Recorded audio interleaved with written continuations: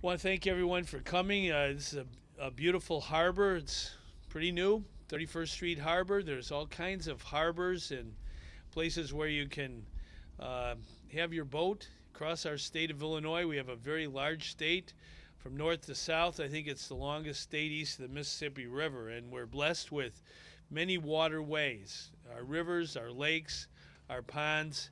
It's very, very important at this time of year, in the spring, summer, and fall in particular, that we have an opportunity to get on the water. There's, I think, a human impulse to be near water, to work near water, and to play near water, and to have fun near water.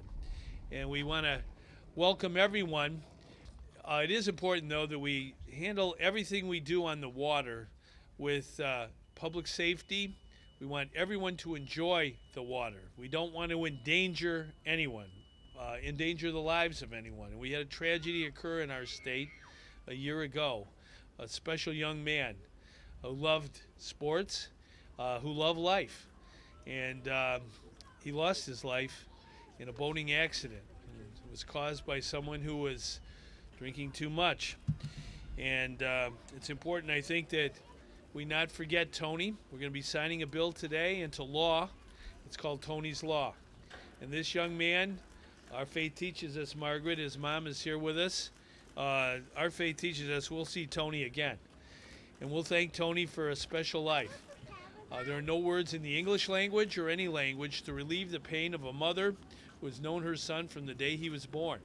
And to lose his life in a boating accident through no fault of his own, but because of a situation where someone was abusing alcohol and drugs, that can't happen in our state. We got to do something about it.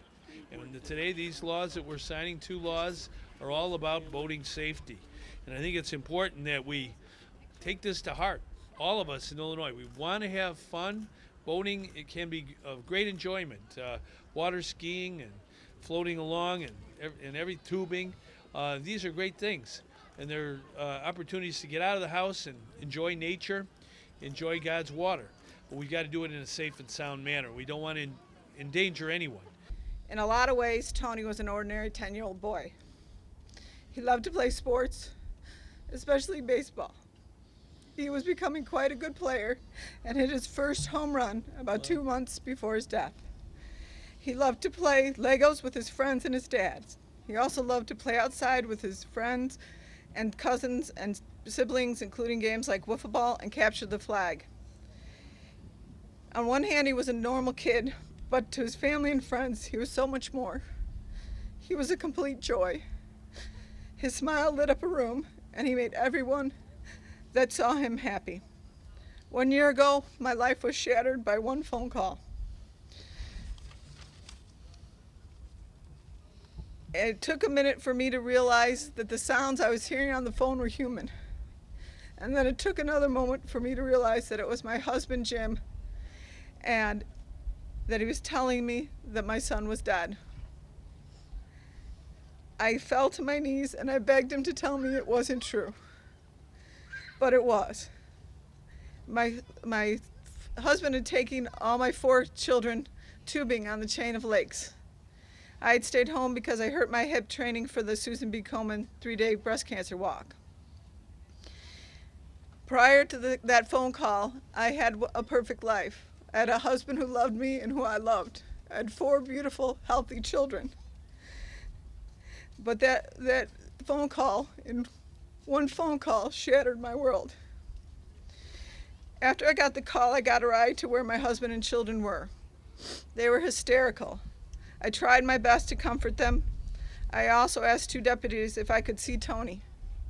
They looked at me funny and told me his body had been taken to Condell Medical Center. My oldest daughter was taken by ambulance to Condell, and we all met her there. The scene there was chaotic and horrific, with my husband and children all being treated for shock. I went from room to room, depending on who needed me the most at that moment. As the night wore on, I got more details of what happened, but still did not learn the extent of Tony's injuries until I asked to see him again. I was taken into an empty room by my brother, the coroner, and the assistant coroner.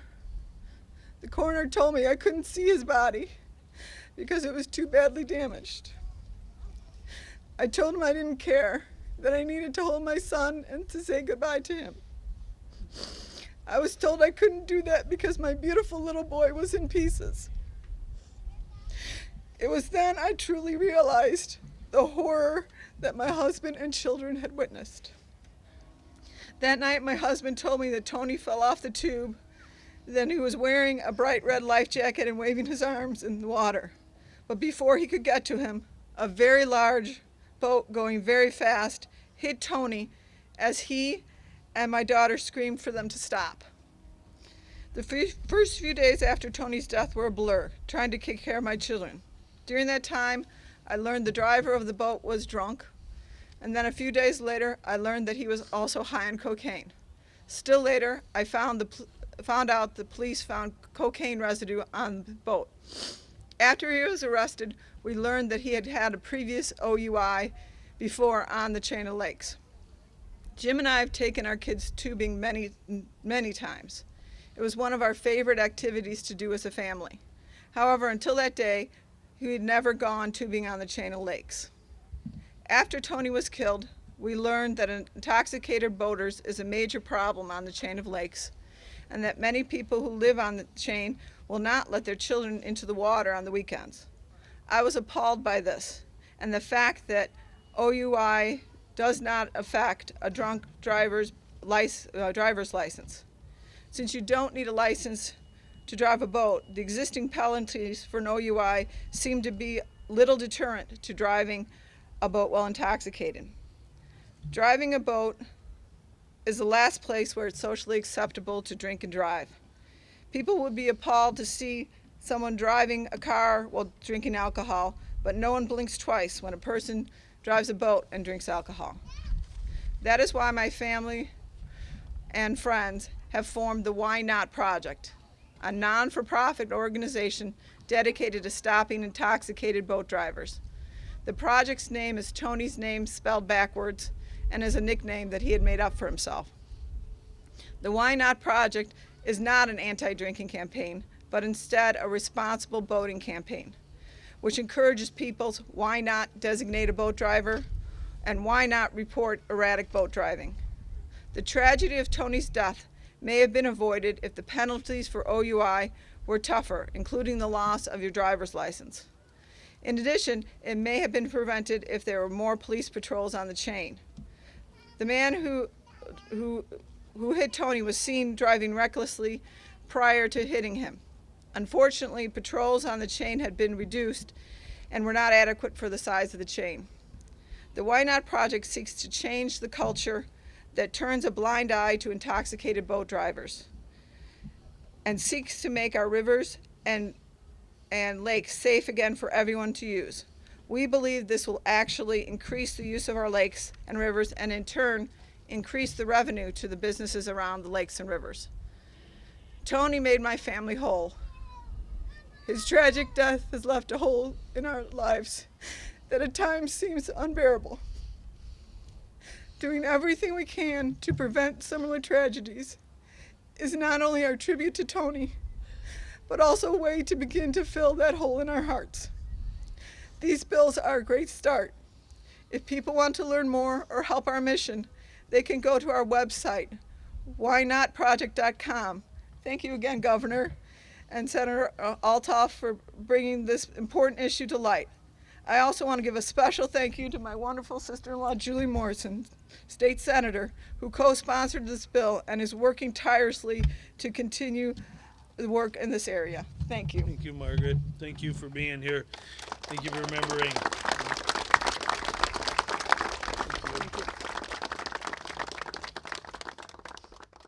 you for being here. It was just mentioned by Margaret in her heartfelt words that will never be forgotten by the people of Illinois.